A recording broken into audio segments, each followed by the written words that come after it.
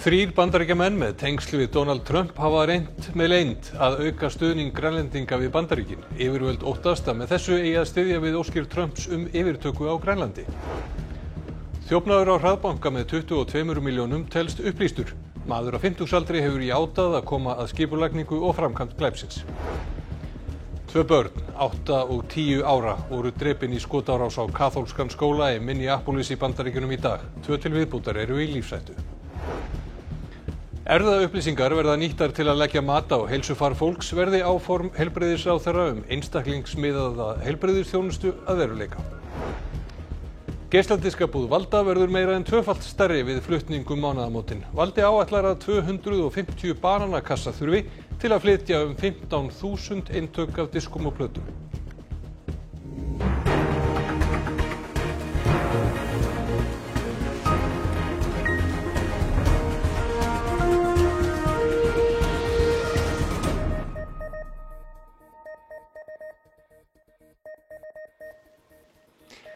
Gott kvöld. 3 Bandaríkjamenn hafa staðið fyrir aðgerðum á Grænlandi sem sérfræðingar telja tilraun til að hafa áhrif á grænlenskt samfélag. Mennirnir eru í nánum tengslum við Hvíta húsið og forseta Bandaríkjanna. Danska ríkisútvarpið greindi frá þessu í morgun. Þar kemur fram að einn mannanna hafi farið til Nuuk til að gera lista yfir menn sem styðja Donald Trump forseta Bandaríkjanna. Hann hafi jafnframt reynt að finna mál sem gætu spillt sambandi Danmerkur og Grænlands. Hinir 2 hafi sett sig í samband við viðskiptafólk, stjórnmálamenn og almenna borgara. Yfirvöld hafa áhyggjur af því að þessi tengsl verði notuð til að styðja við óskir Trumps yfirtöku á Grænlandi. Mennirnir 3 hafa allir tengsl við Hvíta húsið og Donald Trump. DR fékk ekki staðfest hvort mennirnir væru þarna að eigin frumkvæði eða ráðnir af Bandaríkjastjórn. Stjórnvöld í Danmörku hafa brugðist hart við og hefur sendifulltrúi Bandaríkjanna meðal annars verið kallaður á teppið. Jeg har sagt fra starten af det her forløb, at jeg tror, præsident Trump han mener det alvorligt, når han siger, at han ønsker, at USA skal overtage Grønland. Og det, I bringer frem i dag, synes jeg understreger den alvor. Og hvis nogen gør sig tanker om, at man kan påvirke det med metoder, hvor man prøver at fremkalde 5. kolonne virksomhed eller den type aktiviteter, så er det i strid med den måde, som stater samarbejder med hinanden på. Hallgrímur, hafa þessi tíðindi komið á óvart? Já, svona já og nei. Umræðan yfirtöku Bandaríkjanna á Grænlandi, hún hefur svona ekkit verið sérstaklega mikil síðan bara í vor þegar hún svona gaus svolítið upp. Í maí greindi hins vegar Wall Street Journal frá því að einhver svona starfsemi væri í gangi af hálfu Bandaríkjamanna. Þessi frétt DR frá því í morgun svona frekari staðfesting á því, en það sem kannski vekur athygli í þessu hvað menn eru eiginlega ganga langt í þessum. En hver hafa viðbrögðin verið á Grænlandi? Svona áður en ég kem að því þá rétt að geta sendifulltrúi Bandaríkjanna, hann tjáði sig eftir fundir með Lars Løkke Rasmussen í dag og sagði að Bandaríkjinn myndi virða sjálfsákvörðunarrétt Grænlendinga. En stjórnmálamenn á Grænlandi hafa brugðist við á ekki ósvipaðan hátt og dönsku kollegar þeirra, finnst þetta oflangt gengið, og Jens Frederik Nielsen, formaður landsstjórnar, hann sagði nú síðdegis að hann ætlaði nú ekki að láta þessar fréttir raska rósinni. En við skulum heyra aðeins hvað bæði grænlenskir stjórnmálamenn og almenningur höfðu að segja tíðindi dagsins. Det er totalt over stregen, når det er, at man vælger at vise interesse og forsøge at infiltrere det grønlandske samfund på den her måde. Og der skal man jo huske på, at det er Grønland selv, der skal beslutte, hvad er det, vi gerne vil. Hvad er det for en fremtid, vi vælger. Det virker lidt uvirkeligt. Det er jo sådan noget, man ser på film eller sådan noget. Så ja, men hvis det passer, så kan det godt sådan virke lidt skræmmende. Jeg bliver selvfølgelig træt af, at der stadig er interesse for det fra nogle sider, men jeg tror ikke i det store hele, at det har nogen betydning. Það hafa ýmis mál komið upp undanfarið milli Grænlands og Danmerkur og það eru tíðindi í þeim málum nýlega. Í síðustu viku þá bárust fréttir af því að barn hefði verið tekið af grænlenskri móður skömmu eftir að barnið fæddist á grundvelli sérstaks foreldraprófs. Þessi próf voru svolítið í sviðsljósinu fyrir ári og þá hefði Danir hafa síðan settu lög sem banna þessi próf. Þetta hefur vakið athygli og síðan í dag þá bað Mette Frederiksen, forsætisráðherra Danmerkur, grænlensku þjóðana afsökunar á lykkjumálinu svokallaða sem snerist það að ungar grænlenskar stúlkur fengu í sig getnaðarvörn án þess að vera upplýstar það. Sérfræðingar sem hafa verið að reyna að skýra þetta í Danmörku hafa sagt að þessi tímasetning á afsökunarbeiðinni geti ekki verið tilviljun.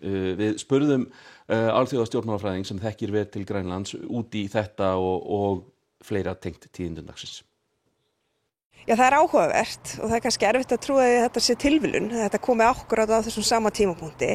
Enga síður er það ekki útilokað. Bæði Grænlendingar og Danir hafi fengið smá hlé frá umræðinni frá því hún fór síðast á flug á vormánuðum. Þetta einstaka atvik mun ekki breyta miklu, en þetta þýðir bara að nú er málið hafið á ný og kannski taugakerfi á Grænlendingum fari aftur aðeins í gang.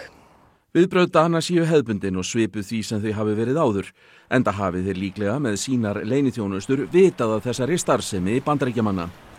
En Vilborg telur að áhrifin geti orðið mikil á viðleitni Dana í samskiptum sínum við Grænland. Þetta hefur myndað pressu á Dani að taka aðeins við sér og vera ekki að draga lappirnar eins og þeir hafa gert. Gagnvart því að viðurkenna og gera ákveðna bætur á og bætur til Grænlendinga hvað varðar málefni sem að Danir hafa gert á þeirra hluti gegnum tíðina.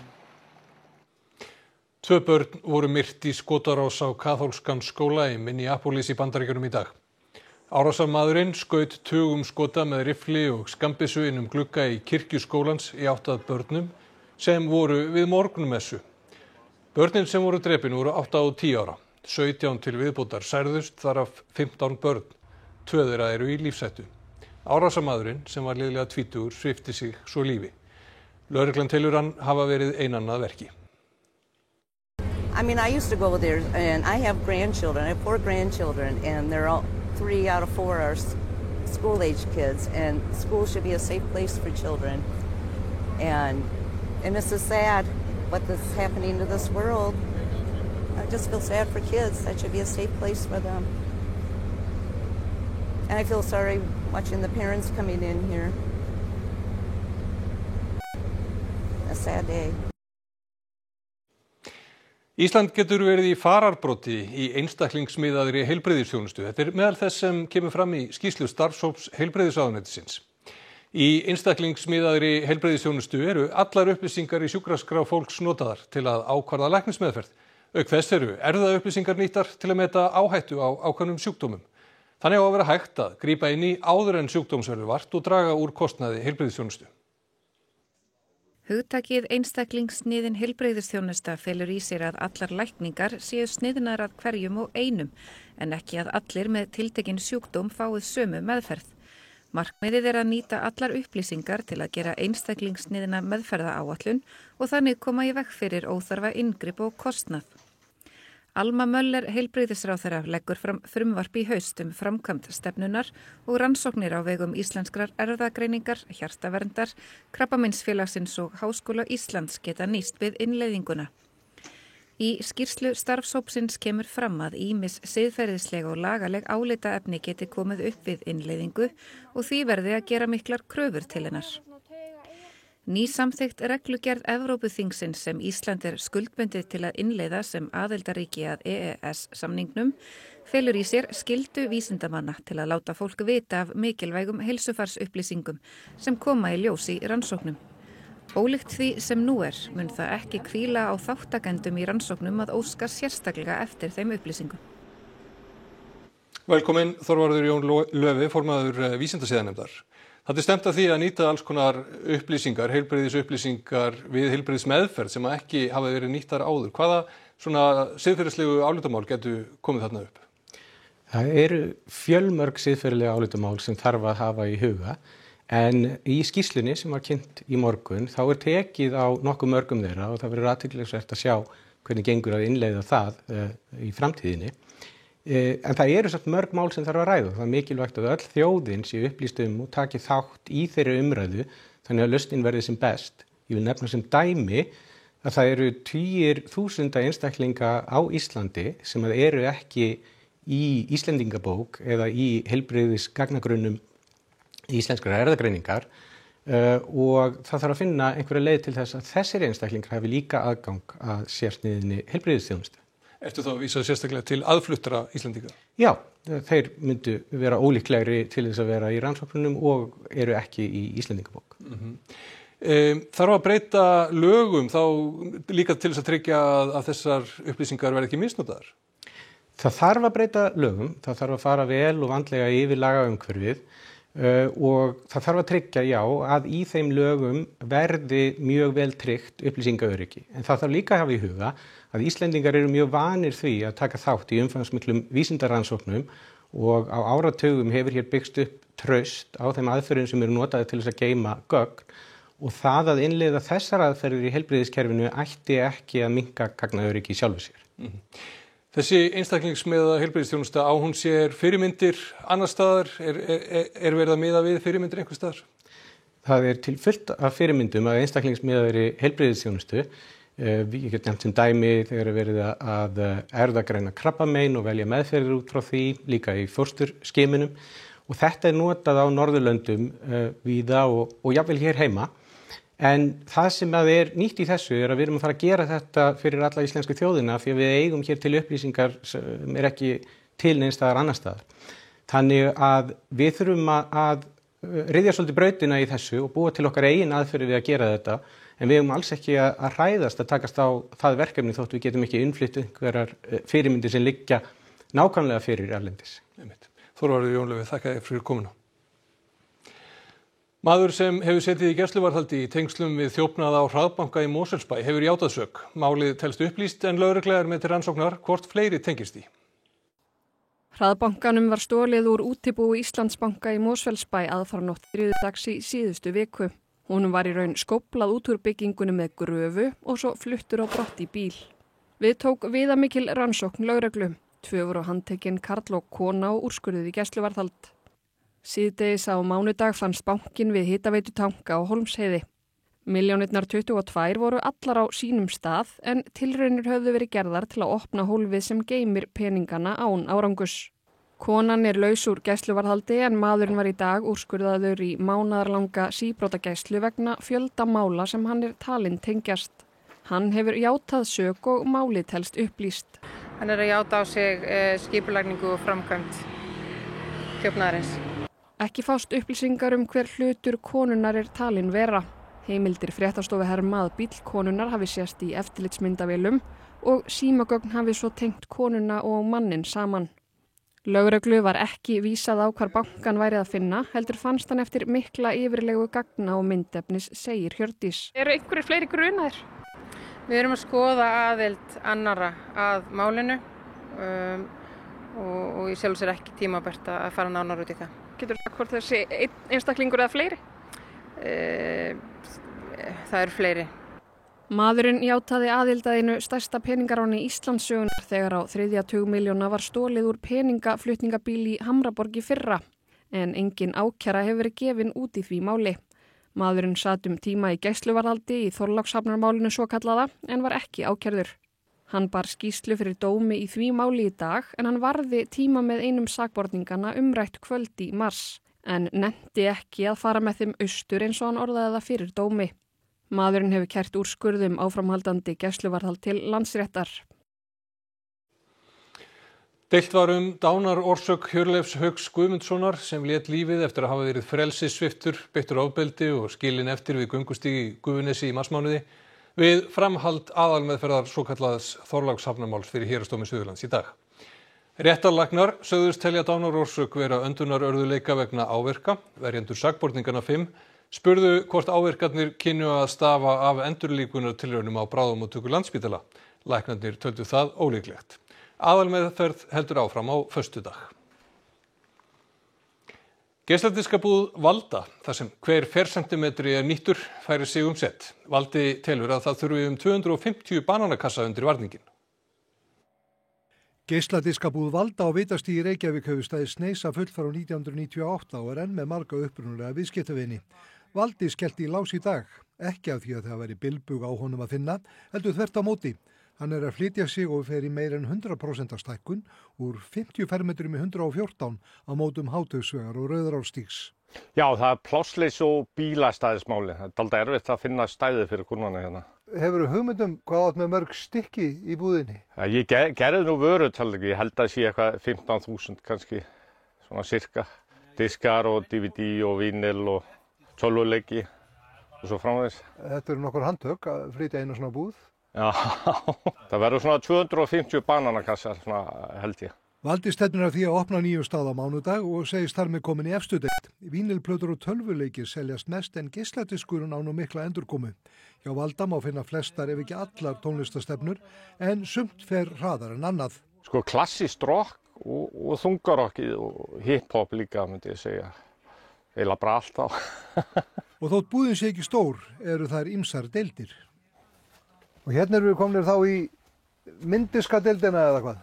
Já, nákvæmlega DFD og þarna og síðan fleiri geisladiska hérna og jafnvel smá vínil hérna undir. Það er verið að nýta fercentimetrana hérna. Hérna er mitt persónulega uppáhald, það er þarna svona metal. Ég er ennþá á, ekkert unglamb lengur en ég hlusta ennþá á svona tónlist. Er þetta ekki bara klassískt? Jú, algjörlega sko. Valdi segist vita sæmilega hvað sé til og raður upp eftir kerfi þótt hann sé ekki með allan lagarinn í kollinum en inn á milli leynast ýmsir fágætir gripir. Og fólk hringir og spyr ýmislegt. Nei, ég man ekki eftir að séð eintak. Kannski það bara, hérna Hafdís Huld, já það bara allt annað sko. Well, there's no wasted space, which I really appreciate. Everything is movies and music, which is perfect. Have you found or seen anything that you found interesting? Yeah, there's a lot of, I think, special edition stuff. Like there was a Hitchcock DVD set that was very interesting, and then the Kubrick set that was behind the register that I'd never seen those anywhere else before. Norðurþing og bresk-norska félagið Giga 42 undirrituðu í morgun viljayfirlýsingu uppbyggingu gagnavers á iðnaðarsvæðinu á Bakka við Húsavík. Verið rís á 4,3 hektara lóð með 50 megawatta raforkuþörf. Forseti sveitarstjórnar segir uppbygginguna mikilvægt skref fyrir atvinnulífi í sveitarfélaginu, ekki síst vegna fjölda uppsagna hjá kísilveri PCC á Bakka fyrir sumar. Hann segir atvinnutækifæri ekki aðeins bundin við uppbyggingu heldur skapist fjöldi starfa einnig til frambúðar. Það talað svona í 50 megawatta gagnaveri eru 50 störf, svona 1 til 1,5 starf á hvert megawatt og síðan þá kannski 2-3 afleidd störf svona í kringum það og skapar auðvitað umsvif í kringum allan svona innan. Það er unnið að því að ná orku í þetta gagnaver en það er möguleiki að stækka Þeistareykjavirkjun, það er hægt að gera það. Það er þegar búið að fara í umhverfismat, þannig að það er nokkuð hægur vandi að stíga það skref að stækka Þeistareykjavirkjun. Það þykir yfirleitt hvorki virðingavert né upphefjandi þegar tómatum er hent í mann. Tómathátíðin í Buñol í austurhluta Spánar er þó undantekning á því. Hún var haldin í 80. sinn í dag og þar köstuðu yfir 20.000 manns, samtals 120 tonnum af tómatum hverja annan. Vel þroskuðum, svo engum yrði meint af. Margir settu þó upp glerugu til að verja augun. Tómatarnir sem hlutu þessi örlög eru ekki tækir til manneldis og hefðu því annars verið hent. Mikil gleði var meðal þáttakenda sem margir eru erlendir ferðamenn. Oh yeah, we got the goggles anyway. Looking forward to it. Can't wait.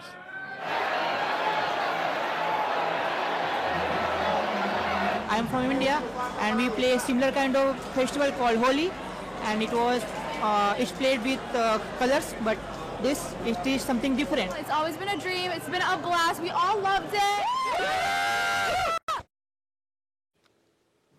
Á 300 hundar af öllum stærðum og gerðum þreyta hið árlega hundarhlaup í Mosfellsbæ.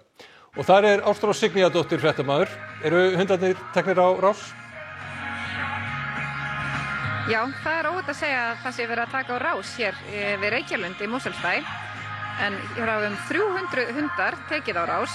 Fyrst í 2 kilometra skemmtiskokki klukkan 6 og núna klukkan 7 var ræst í 5 kilometra keppnislaup og við erum einmitt að fylgjast með þeim hlaupurum skila sér hér í mark. En hjá mér er Kolbrún sem er skipuleggjandi hlaupsins. Kolbrún, er svona hundahlaup kannski bara tilvalið til þess að sameina hundaeigendur?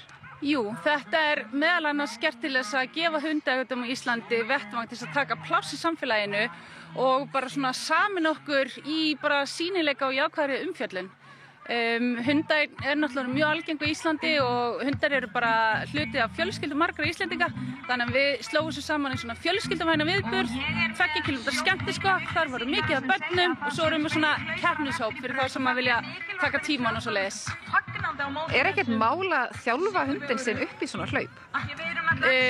Allir hundar geta lært að draga og hér erum við að keppa í canicross sem er svona hundadrifin íþrótt þar sem hundurinn hlaupur fyrir framan á dregureigandann. Það er kannski smá trikk að kenna sumum hundum þetta en aðrir hafa þetta meira í sínu eðli. En við til dæmis, það er hægt að fara á námskeið núna á Íslandi. Takk fyrir þetta, Kolbrún. Ég held að það sé lítið annað að gera í okkur en að halda áfram að fagna öllum þessum hlaupurum hér.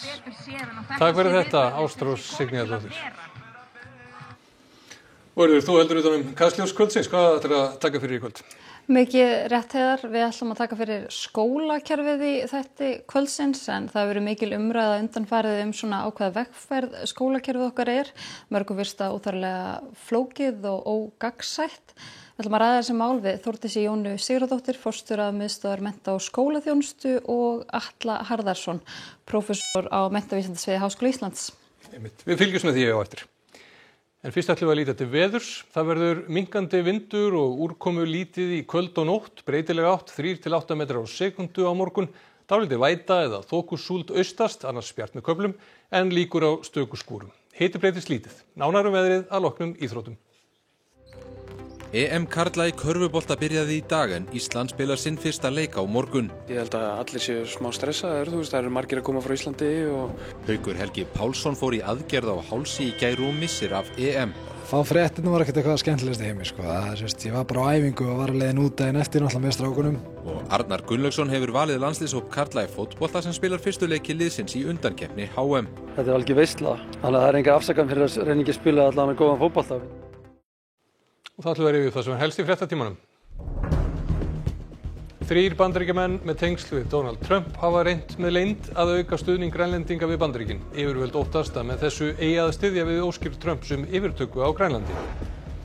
2 börn, 8 og 10 ára, voru drepin í skotarás á kaþólskan skóla í Minneapolis í Bandaríkjunum í dag. 2 til viðbótar eru í lífshættu. Erfðaupplýsingar verða nýttar til að leggja mat á heilsufar fólks verði áform heilbrigðisráðherra að veruleika. Formaður vísindasiðanefndar segir að hafa þurfi fjölmörg siðferðisleg álitamál í huga. Geisladiskabúð Valda verður meira en 2-falt stærri við flutning mánaðamótin. Flytja þarf 15.000 eintök af diskum og plötum. Þessi fréttatími er á enda. Fréttastofan fylgir ykkur inn í nóttina á ruf.is. Finna má fréttir og fréttatengda þætti á RÚV appinu og það er hægt að senda fréttastofunni ábendingar á netfangið fréttir hjá ruf.is. Verið þið sæl.